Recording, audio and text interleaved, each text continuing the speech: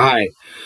There were no dramatic clashes at Epping yesterday due to the overwhelming show of force by the police who kept the stand up to racism and local residents apart, assisted by the erection of high wire fences.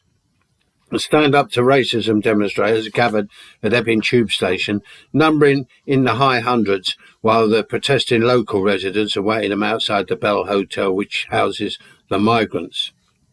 Stand up to racism were shepherded by police and private security provided by their organisers, and stood around nearby, cordoned off for about half an hour, and then departed back to Epping station, mission accomplished.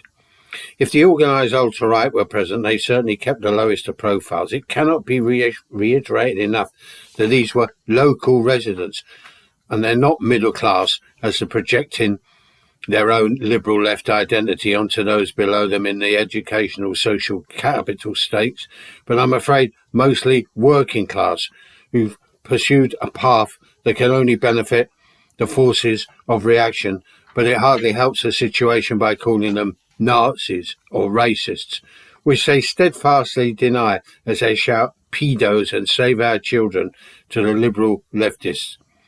Some of the encounter verged on the bizarre, with the hotel protesters having an impromptu knees-up with Sweet Caroline, a working-class favourite, Dexys Midnight Runners and ABBA blasting away.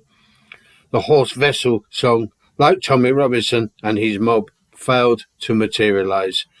To summarise, the locals have now been completely alienated from anything that could be remotely identified as left or even liberal. Stand Up to Racism managed their virtue-signalling effort, went home, deluding themselves they delivered a blow against fascism. After the drama concluded for the day, I'd imagine pubs in Epping would have been filled with locals, some still draped in Union Jacks and St George's flags, cheering on the Women's England team, getting sozzled well past midnight. More on the migrant hotels and issues raised soon. Bye.